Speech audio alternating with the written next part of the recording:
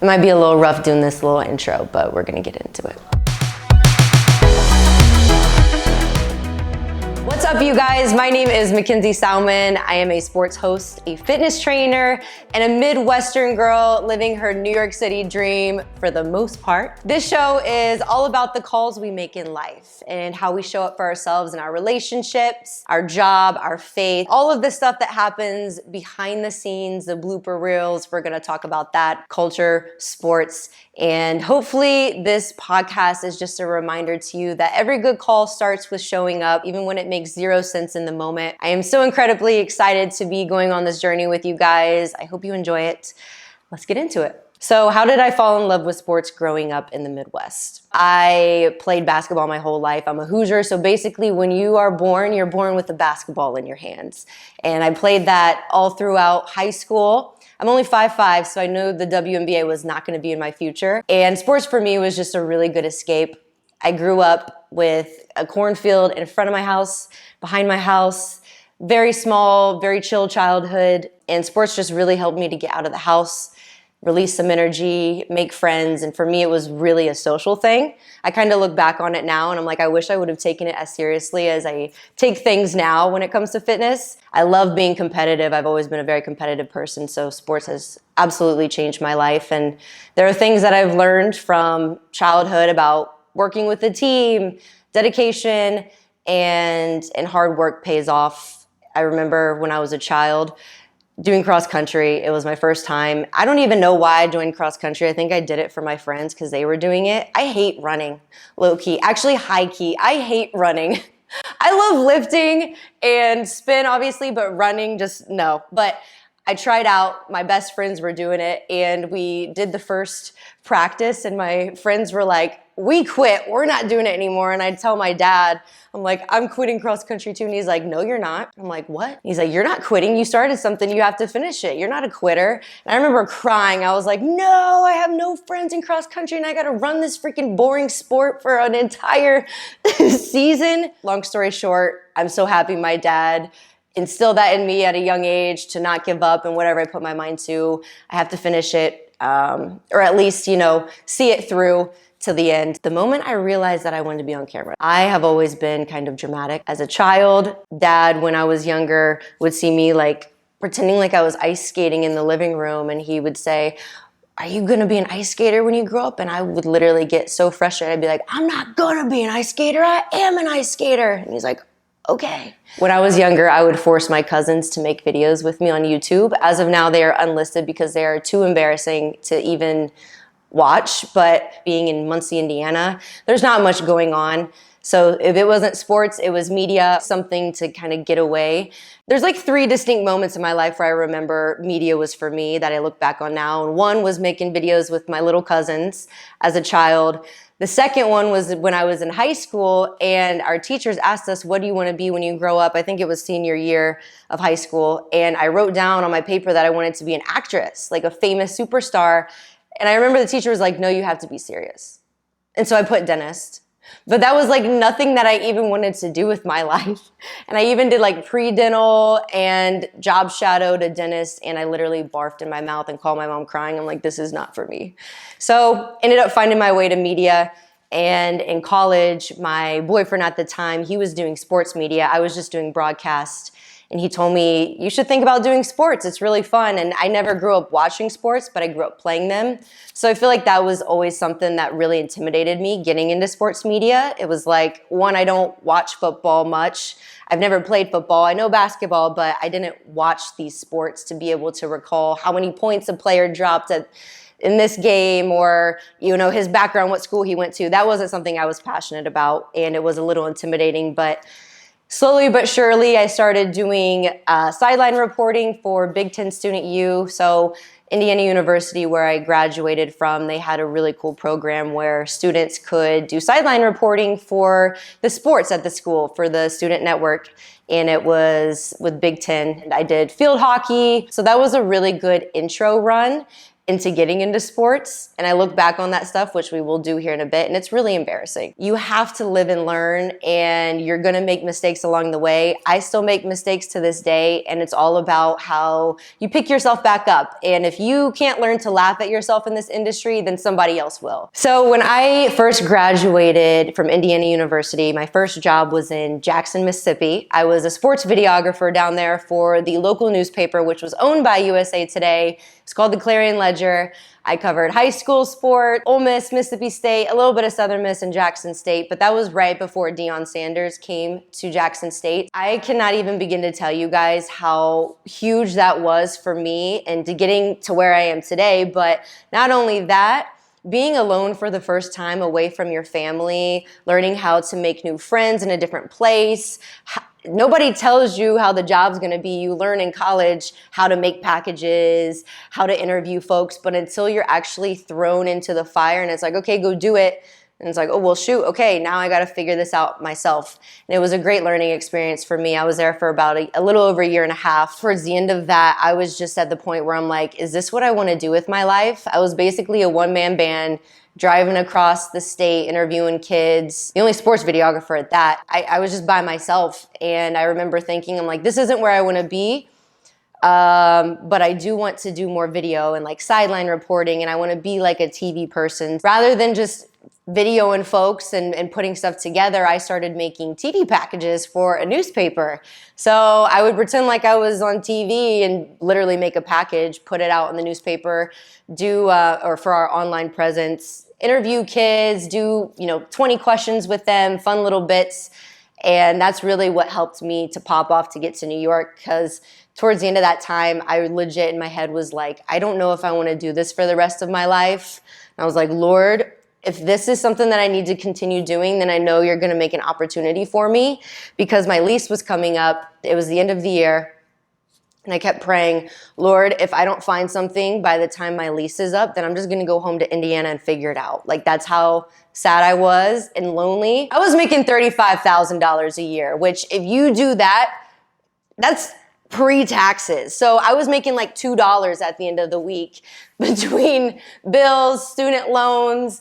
I just didn't have much money, and it was really sad. So again, I was praying. I was like, Lord, please help me figure this out. And if not, I'm going to go home and we're going to make it work. And sure enough, I think it was right before Christmas time, this agent reached out to me and he said, I saw your stuff. I was wondering what you're thinking about, what are your goals? And I told him I did not want to be in Mississippi anymore and wanted to find something. And sure enough, he connected me with somebody at actually USA Today, like the flagship group.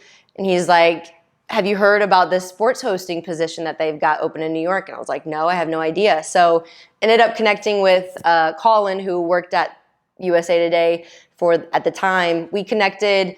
It was like a match made in heaven. Sure enough, I signed the papers to say that I was gonna work and move to New York City right before my birthday. He answered, signed the papers, moved to New York City, and been here ever since, so a little over 5 years now. My first week on the job.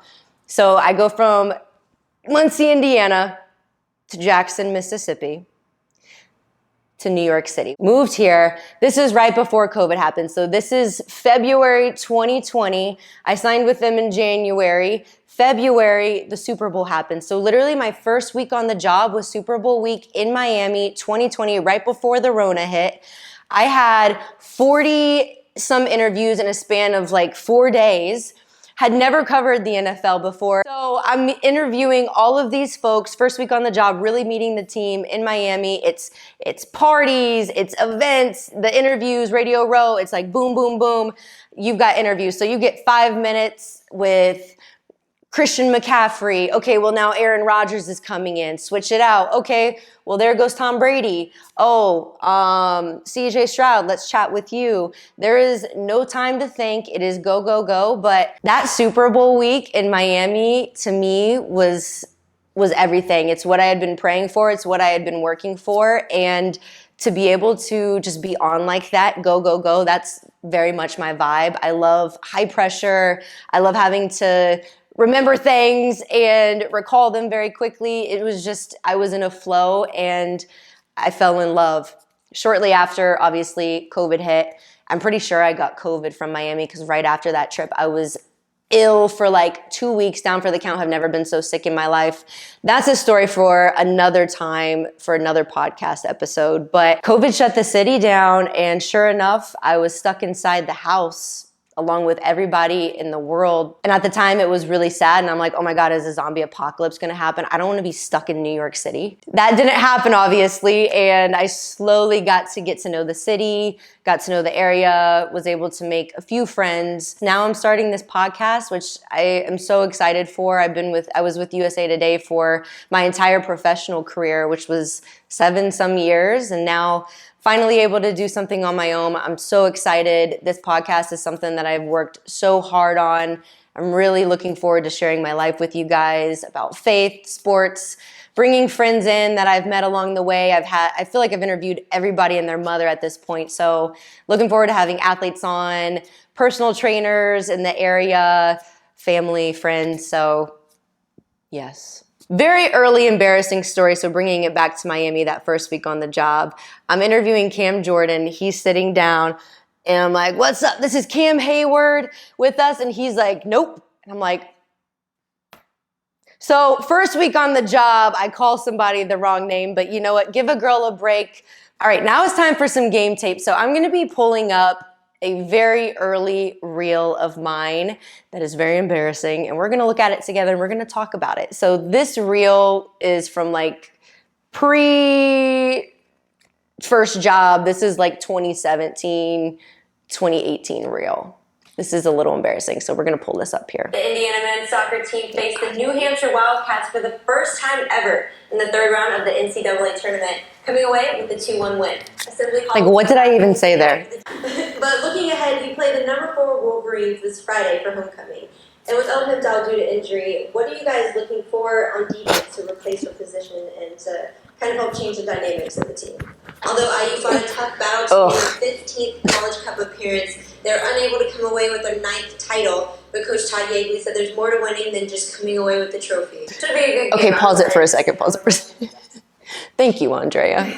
Also, shout out Andrea, my girl helping me out behind the camera, and Alyssa for providing this amazing space. Can a girl like get help with her makeup? This is horrible. Also, you can just tell how nervous I am looking at this. I am clearly memorizing and recalling exactly what was on my notes. El hemped out due to injury. I have never said anything of that sort in my entire life. Due to injury? El Kemp is out because she's injured. Like, it's literally as simple as that. So first and foremost, looking back on this and watching it, it's just like, girlfriend, you need to be natural. You need to feel this. You just need to know what's going on and talk like a human being. When you start memorizing stuff, and this is with any industry, that's, in my opinion, the worst thing you can do, memorizing something to recall it, because as soon as you mess up, then boom, you're completely off track. As long as you know what you're talking about, you have your points in your head, it's going to flow more naturally, and you're going to feel like you're going to be able to connect with the person so much more if you are just chill, you know what you're talking about, and let it happen. And if you mess up, you mess up. I was so worried about messing up in front of the camera because it was live. I don't know how many people watched Big Ten Student U at the time, but I was so freaking nervous. And this was like my first time on the job. Oh, okay. All right, girlfriend, play it. Guys, like you said, we're expecting to see a returning player on the court today. Well, Coach Miller said that 80% of practices have been about working on transition offense and kind of That's not bad. That's not bad. and pacing throughout the team. So how have you seen guys like Robert Johnson and Devontae Green really step up and continue that pace throughout the game? So was it hard having that was pretty good. How were you able to execute on offense and make those opportunities for yourself? Guys, thank you. Like you said, I'm here with Assistant Coach Ed Schilling. Coach, we saw a lot of defensive pressure from U of Indy in the first half. I don't know why I didn't start with this for my reel. Continue to execute on offense going into the second half. Well, this is my last question I have for you. What has been one of your favorite moments playing for this team and why? So as the second half is underway. Okay, cue pauser. All right. So if I'm editing this reel now, my sideline reporting stuff should have been first. I don't know why I put in studio first, because I was literally saying nothing of value. First and foremost, this reel is horrible. And I'm so happy that The Clarion Ledger took a chance on me. Shout out Hugh. You know who you are, Hugh. If you're watching this, shout out to you, Hugh, for taking a chance on me, because I look very young. I'm inexperienced. I look a little nervous, but this is funny to look back on. Honestly, the sideline reporting's not too bad. But like I said, that was where I shined, is just, all right, cameras on, boom, go. When it came to studio stuff, I just got so nervous. One of the best pieces of advice that I got at that time was from Galen Clavio, who was the sports director of the media school at the time. I'm pretty sure he still is. He told us all, he got so frustrated because we were all practicing being in front of the camera and just repeating what was on the teleprompter. He got so mad. He was like, we're talking about sports. Like, stop taking it so seriously. Just have fun with it. Stop being so stiff. If I could tell my younger self anything, it would be have fun with it. It's okay to make mistakes.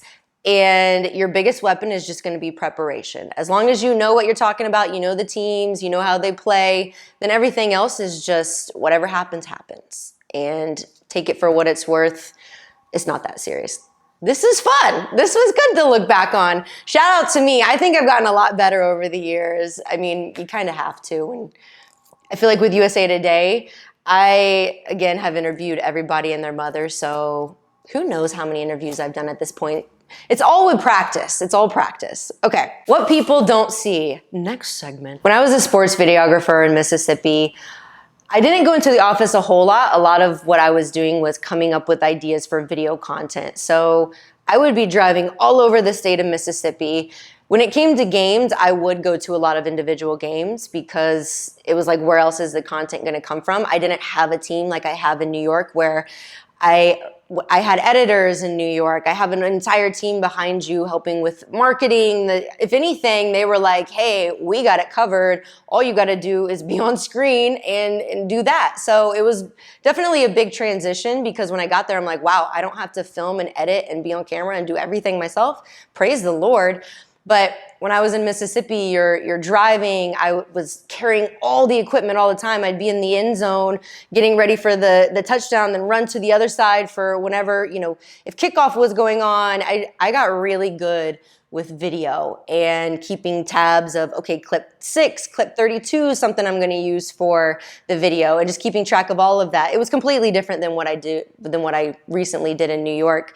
But I would do everything myself, reach out, try and get a hold of athletes, interview them, put up the camera, do all the pre-production, do all the post-production. I was in front of it. Like, I did everything in Mississippi, and it really taught me the ins and outs of how to make content, which helped me so that when I went to New York, it's like, hey, if something's not filmed correctly when we're on the spot, like, hey, maybe we could do it this way or that way, or just knowing how to do stuff, to me, was so valuable. And I'm glad that I went through what I went through in Mississippi, because if I had just gone straight to New York, and something happened and now I'm doing my own podcast, I wouldn't even know what to do. So everything kind of built upon itself. And in this industry, being a one-man band or having your hand in the pot with everything is only going to be so much more valuable for you. And even if you're trying to get in this industry and you're like, I don't ever want to edit, I don't ever want to deal with audio, well, it is going to benefit you if you learn a little something or you try your hand out in it, because the last thing you want to be is, how should I say this?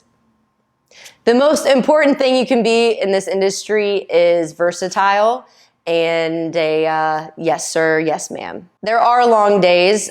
If you're covering individual games, you're showing up an hour before the game starts, you're there during the game, and you're usually there 2 hours to 3 hours after the game. So I remember one time I was covering Mississippi State baseball, and it went to, 12 innings?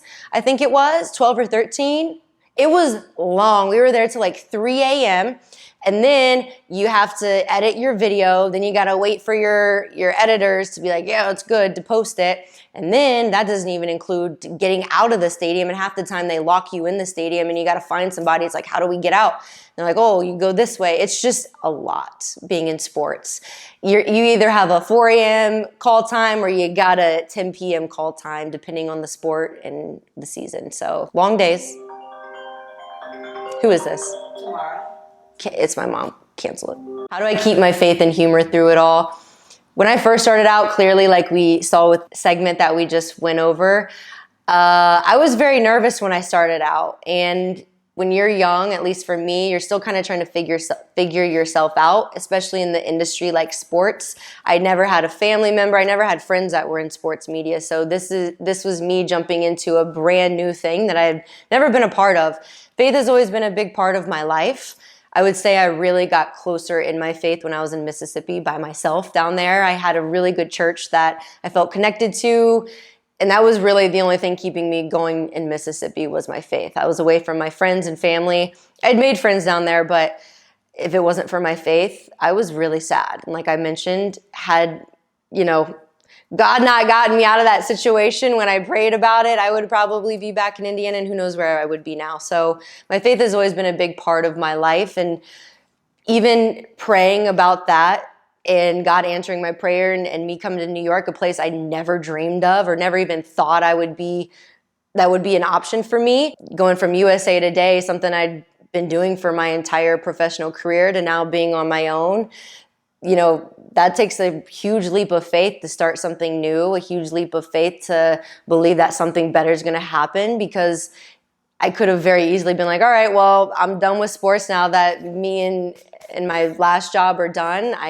Let's see what's going on with fitness. And I am a personal trainer. I teach classes at Cycle Bar, and I still want to do that. But media is something that I am really going to have to prove to myself that I want to do and be consistent with it. So this is a big leap of faith for me, and also a big leap of faith in believing that I prayed for these opportunities, and now I got to put my nose to the pavement or grindstone, or however you say that, and put in the work to get to where I want to be. So we're on this journey together, and even until, the wheels fall off, I'm going to have faith that God's going to take me where He wants me to go. And I just always pray that His will is done and everything works out for the best. So that's how I keep my faith through it all, still keeping my faith, my humor. The older I've gotten, I feel like I've just gotten more comfortable. When I first started USA Today, and you get comments from people about, oh, she's got huge lips, or all that Botox she's got. And I'm like, first of all, my forehead moves a lot, so get your Botox and your lip injection accusations correct. And yes, I've always had my lips done since I've been 21. I posted it on my YouTube years ago. Like, that's never been something I've hidden. I am not ashamed of my lips. I love how I look. When it comes to, getting other stuff done, that's just not me. Something that I've always loved is getting my lips done. So really dealing with that early on, people saying horrible comments, like, you just get tough skin. And after a while, people chill out. There are still some miserable people. There are always going to be miserable folks, but why not be myself? I don't want to be anybody that I'm not, and I don't want to be anybody else. All right, we got a Midwest minute here. I'm going to have Andrea throw out some of these for me, and I'm going to do them kind of rapid fire fun. I'm not going to talk too much about them, but obviously I'm from the Midwest, moving to the East Coast. It's a very different world. I love both, so let's get into it. All right, first question, Andrea. Favorite Midwest food? Biscuits and gravy. I think that's Midwest. It's like Southern Midwest. Yeah, biscuits and gravy is definitely my favorite Midwest food. Go-to coffee order is a latte with 1 pump of mocha and almond or oat milk. Iced, always iced. Even if it's freezing cold outside, I'm getting iced. The hardest adjustment for me moving to New York City was realizing that you can't be too nice to people. You really can't. Where I'm from, you trust somebody until they prove you otherwise. And here, you don't trust somebody until you prove that you can be trusted. I was very friendly with everybody off the bat, and a lot of people were like, what do you want from me? Or she's fake, because I was being nice, and they're like, what do you want from me? And now living here, I realize, if somebody's being a little too nice, it's like, what do you want from me? Like, I genuinely get it now. However, I am glad I grew up how I did. I love New York City and I love this area, but that was a huge adjustment. The most Midwest thing about me is I'm a little too nice, I think. Sometimes I feel like I do get taken advantage of a lot, and I've been working on it, because I like to see the good in people, and I don't want to think the worst in somebody off the rip. And unfortunately, I've been burned a few times, but I think that's probably the most Midwest thing about me. One thing New Yorkers just don't get is how important nature is in getting out of the city. I feel like I go through moments here. If I'm here for 4 or 5 months straight, I have to get out of the city. Being around nature is so grounding and humbling, and just being away from the madness of it all really allows you to escape and be in your own thoughts.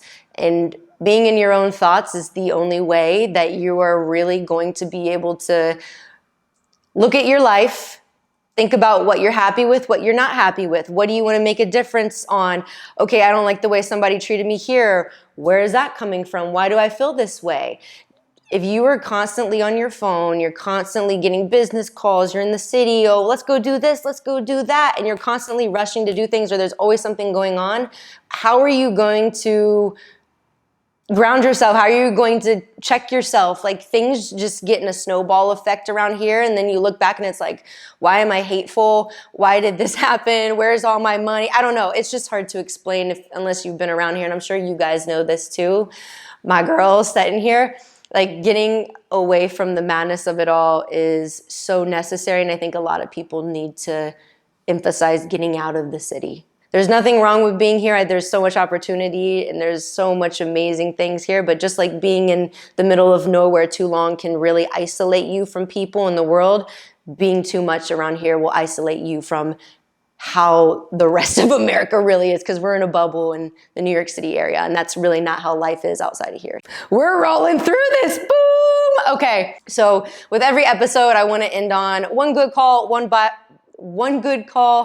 let me redo this. Every episode, I want to end on one good call and one bad call of the week. So what is one good call that I made this week? I think my best good call was just starting this podcast. I feel like there's never really a good time to start something. And if you're really passionate about something and you feel it in your heart and your soul that you need to do this, waiting because you're nervous or waiting because you're afraid somebody is going to make fun of you or somebody's going to say something, that's not going to help you at all. And I've just realized, living my life for myself and my faith and what God wants for me, what I want, and working, collectively in that sense is so much more important than what somebody on a screen has to say about you. And you know what? Even if they don't like you or your podcast or your show or your job, then who cares? You're not living your life for them anyway. So why does it matter?